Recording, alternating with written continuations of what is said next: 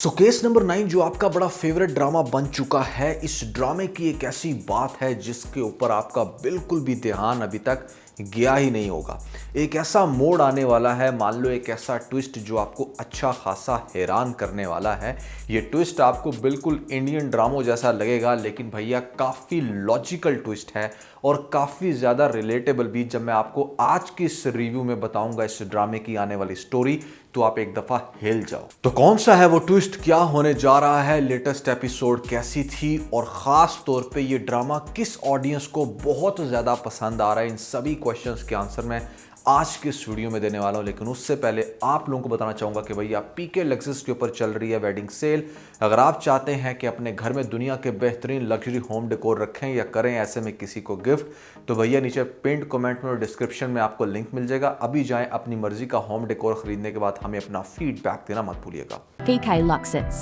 We don't sell crap. तो सबसे पहले हम इस ड्रामे के उसी पॉइंट को डिस्कस कर लेते हैं जिसको सुनने के लिए आप बेताब हो कि यहाँ पर कौन सा वो मोड़ आने वाला है, कौन सा ऐसा ट्विस्ट जो आपको अच्छा खासा हैरान कर देगा। देखें, आजकल जितने भी नेटफ्लिक्स के ऊपर सीज़न बहुत ज़्यादा सक्सेसफुल चल रहे हैं या फिर ऐसे में मूवीज़ जो बहुत ज़्यादा लोगों को पसंद आ रही हैं, उनके अंदर एक बहुत ही कमाल की चीज़ देखने में आती है कि एकदम से इतना लॉजिकल ट्विस्ट आता है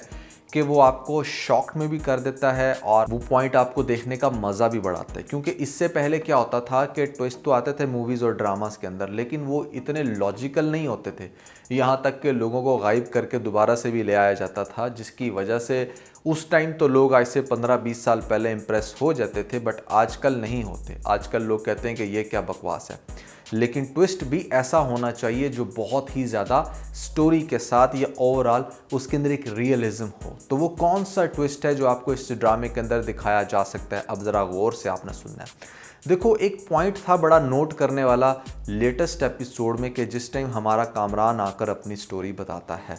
जिस टाइम कामरान अपनी स्टोरी बताता है तो उसके अंदर बहुत सारे ऐसे सीन, बहुत सारे ऐसे विजुअल्स दिखाए जाते हैं बड़े इंटरेस्टिंग मैनर में, जो आपको दिखाई जाती है कि किस तरीके से कामरान की साइड की क्या स्टोरी है। अभी तक तो आपको फुल कॉन्फिडेंस दिया गया इस बात के ऊपर कि यहाँ पर वाकई में रेप हुआ और वो जिस तरीके से घर बैठी रही और फिर जिस तरीके से उसके घर वाले जाकर अब उसको सपोर्ट कर रहे हैं, मामला अदालत में भी आ चुका है। लेकिन कामरान की स्टोरी से आप लोग थोड़ा सा कंफ्यूज हुए होंगे। लेकिन मैं एक बात आपको पहले मेंशन कर दूं कि कामरान की स्टोरी कोई ट्विस्ट नहीं है, ट्विस्ट इस ट्विस्ट के अंदर है जो मैं आपको थोड़ा सा एक्सप्लेन करता हूं। लेकिन पहले कामरान की स्टोरी पे अगर आप थोड़ा सा गौर करें, जिस तरीके से वो विजुअल्स दिखाए जाते हैं कि एकदम से बाहर बेल होती है और फिर दोनों बाहर की तरफ देखते हैं और वो मूवमेंट स्टार्ट हो जाता है कि अच्छा वो जैसे घर के अंदर एंटर हुई और उसके बाद फिर जिस तरीके से वो उसको खींच कर लेकर जाती है, उसके लिए पैक बनाती है, उसको अपनी तरफ माइल करती है, ये सारी बातें तो वो बातें हैं जो हमारे कामरान ने बनाई,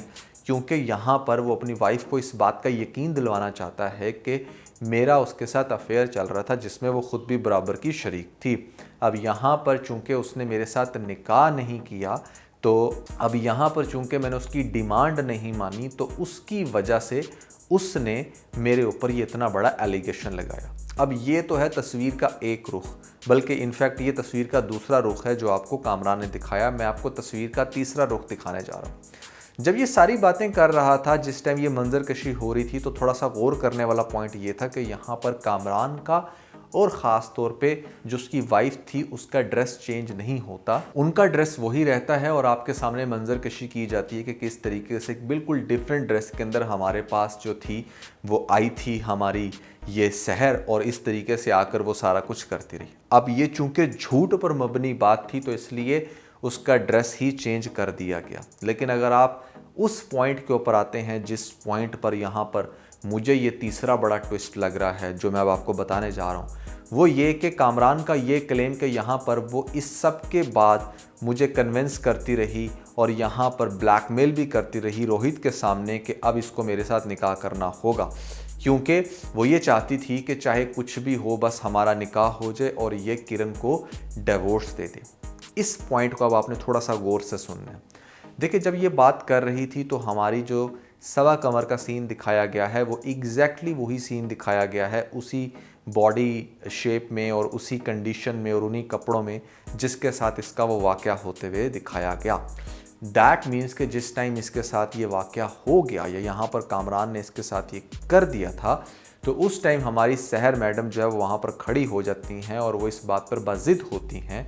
कि अब इसका एक ही हल है जो इसने मेरे साथ किया है, और वो ये कि ये अपनी वाइफ को डिवोर्स देगा और मेरे साथ ये निकाह करेगा और मुझे इस घर में रखेगा। अब ये चीज़ डेफिनेटली रोहित के लिए भी काफ़ी शॉकिंग थी कि ऐसे कैसे हो सकता है। बेसिकली रोहित, कामरान और आगे से किरण और ये मनीषा या मिनीसा, पता नहीं क्या नाम है इसकी वाइफ का, ये सारे बड़े अच्छे क्लोज़ फ्रेंड्स हैं। बहुत सारे क्लोज़ फ्रेंड्स बाद में फिर कपल में कन्वर्ट हो जाते हैं, फिर शादियाँ हो जाती हैं, तो कुछ ऐसा सिनेरियो है। अब यहाँ पर एक नई लड़की जो बीच में आ जाती है, सहर, जो इनकी कल तक कुलीग थी, अब यहाँ पर इतनी बड़ी डिमांड रखती है सामने,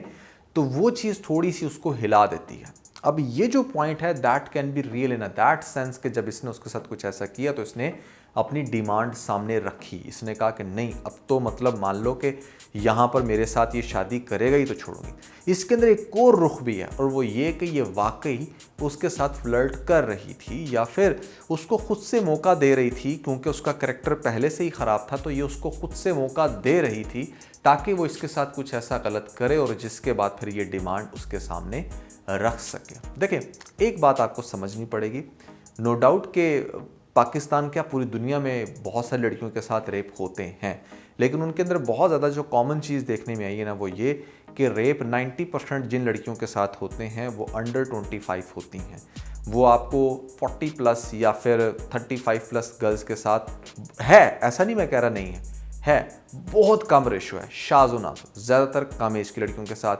वो एज की लड़कियों के साथ दिखाया जाता है जो बहुत ज़्यादा कंट्रोलेबल पोजीशन में होती हैं। पहली बात। दूसरी बात, यहाँ पर बहुत सारी लड़कियाँ जो ख़ास तौर पे 30 क्रॉस कर गई हैं या 38 क्रॉस कर गई हैं या फिर थोड़ी सी ज़्यादा मैच्योर एज में हैं,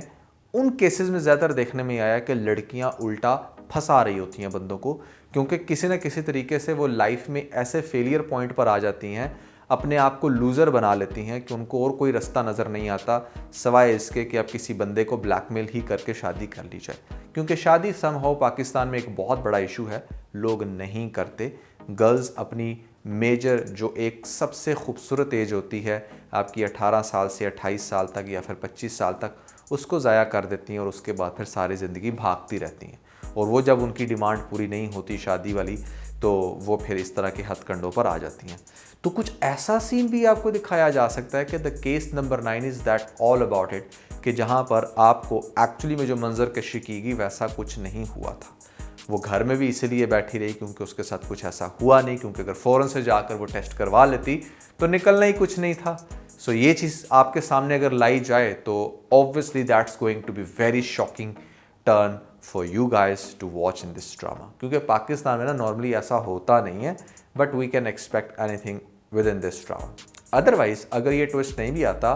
तो भी ये ड्रामा बड़ा ही इंटरेस्टिंग चल रहा है, क्योंकि हमने ये देखना है कि हमारी सहर मैडम को किस तरीके से इंसाफ मिलता है। आप देखोगे आने वाली एपिसोड में इसके ऊपर बहुत सारे एक्शंस लिए जाएंगे कामरान की तरफ से, इसको डराया जाएगा, धमकाया जाएगा, प्रैक्टिकल ग्राउंड में इसको जान से मारने की भी कोशिश की जाएगी, ताकि इसको ये लगे कि मतलब मुझे किसी भी टाइम मार दिया जाएगा तो क्या फ़ायदा ऐसे केस लड़ने का, इससे बेहतर है कि मैं बैक ऑफ कर लूँ। हर तरह से इसको